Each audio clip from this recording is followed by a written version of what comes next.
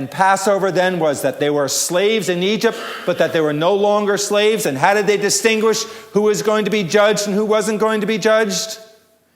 Blood would distinguish those who would be forgiven and not forgiven. And then God takes them out and says that you're not going to be slaves, but you're going to live according to the commandments of God. So he brings them to Sinai, and then he gives them the commandments of God. And we talked about that being Pentecost, that God gave the law on Pentecost, and the Spirit was present. And then by the end, that you have tabernacles, that God is going to dwell with his people, that the Spirit of God is found within the tabernacle, if you will, and with the people of God. And as part of that celebratory, that time of celebration, they had the Day of Atonement. They would take the animal and they would shed the blood of the animal, and that the blood would be taken out into the wilderness, that their sins would be